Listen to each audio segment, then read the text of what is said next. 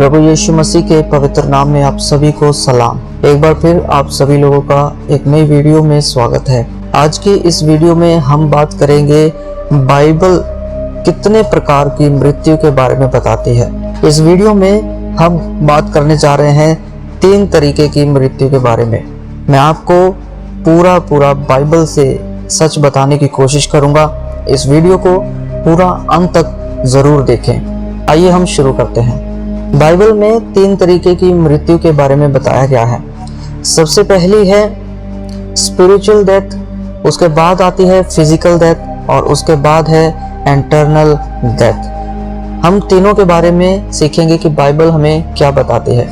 आत्मिक मृत्यु का मतलब है जैसे परमेश्वर ने आदम से कहा कि जिस दिन वह वर्जित फल खाएगा वह निश्चित रूप से मर जाएगा, पर हम देखते हैं जो आदम था वह मरा नहीं था, बहुत साल तक जिंदा रहा था। पर फिर उसका मृत्यु कैसे हुआ? जब हम उत्पत्ति 2 अध्याय 17 वचन में इस वचन को पढ़ रहे हैं तो यहाँ पर आया है मर जाएगा। इसका मतलब ये निकलता है कि आदम और परमेश्वर के बीच में जो दूरी आया, परमेश्वर से अलग हो जाना ही उसके लिए मृत्यु था। ये एक आत्मिक तरीके की मृत्यु थी। जिस तरीके से हम इफिसियों 4 अध्याय 18 वचन में देखते हैं कि पौलुस ने जब इस बारे में लिखा तो क्या लिखा, यहाँ पर इस प्रकार है, परमेश्वर के जीवन से अलग हो जाना। यानी कि इस वचन को जब आप पढ़ोगे इफिसियों 4 अध्याय 18 वचन, तो परमेश्वर के जीवन से अलग हो जाना भी एक मृत्यु है, जिसको आत्मिक मृत्यु बोलते हैं। इफिसियों 2 अध्याय 1 वचन हमें बताता है कि कुछ लोग ऐसे भी हैं जो अपने अपराधों और पापों में मरे हुए हैं। वे मृतक लोग हैं, वे मुर्दा लोग हैं जो अपने पापों में मरे हुए हैं, यानी कि आध्यात्मिक रूप से मरे हुए हैं। तो आत्मा और परमेश्वर का अलगाव ही एक मृत्यु का कारण होता है। इनके बीच में जब कोई रिश्ता नहीं होता तब ये आत्मिक मृत्यु कहलाता है। इसे हम अदन के बारी में, अदन के बगीचे में आदम और हवा के पाप के बाद जो परमेश्वर के बीच में दूरी आया, इससे हम समझ सकते हैं कि परमेश्वर के साथ रिश्ता खत्म हो जाना एक आत्मिक मृत्यु कहलाता है। इसके बाद दूसरी मृत्यु है शारीरिक मृत्यु।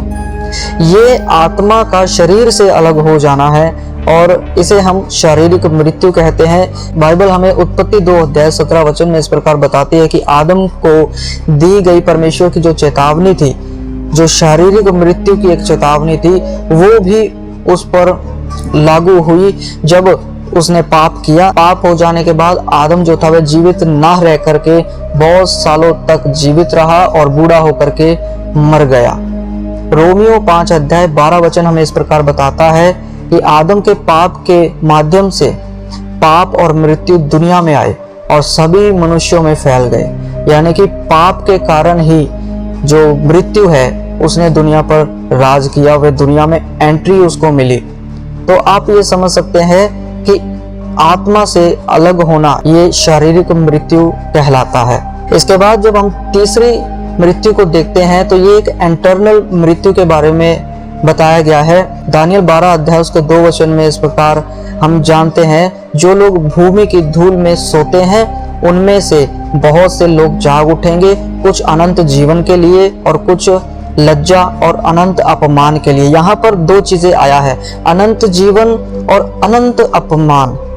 मत्ती 25 अध्याय 46 वचन इस प्रकार बताता है, दुष्ट अनंत दंड भोगेंगे परंतु धर्मी अनंत जीवन पाते हैं। यहाँ पर भी 2 चीजें हैं, अनंत दंड, अनंत जीवन। और प्रकाशित वाक्य 20 अध्याय 15 वचन हमें यह बताता है, जिनका नाम जीवन की पुस्तक में लिखा हुआ नहीं पाया गया उन्हें आग की झील में फेंक दिया गया जो सदैव जलती रहती है। ये जो आग की झील है जिसमें लोगों को फेंका जा रहा है, इसके बारे में भी प्रकाशित वाक्य बताता है कि ये दूसरी मृत्यु है। ये इसी को इंटरनल डेथ बोला जाता है। ये परमेश्वर के साथ एक इंटरनल अलगाव है, बिल्कुल ही अलग हो जाना है, क्योंकि नर्क ऐसी जगह है जहां पर परमेश्वर की उपस्थिति नहीं है, और जहां पर परमेश्वर की उपस्थिति नहीं है वह नर्क है। और जहां परमेश्वर की उपस्थिति है वहां जीवन है, जिसको हम स्वर्ग बोलते हैं। ऐसा तब होता है जब कोई व्यक्ति परमेश्वर के उद्धार को अस्वीकार कर देता है और उसे उसके पापों के लिए दंड दिया जाता है, आग की झील में फेंक दिया जाता है। तो बाइबल में इन 3 मृत्यु के बारे में बताया गया है जो हमने देखा। सबसे पहली है स्पिरिचुअल डेथ, उसके बाद है फिजिकल डेथ और उसके बाद है इंटरनल डेथ। इन वचनों को और भी ज़्यादा अगर आप गहराई से जानना चाहते हैं तो आप कमेंट बॉक्स में ज़रूर लिख सकते हैं। हम कोशिश करेंगे कि हम परमेश्वर की अगुवाई के अनुसार आप तक वीडियो को पहुंचा सके। परमेश्वर इन वचनों से आपको आशीष दे। सबको जय मसीह की।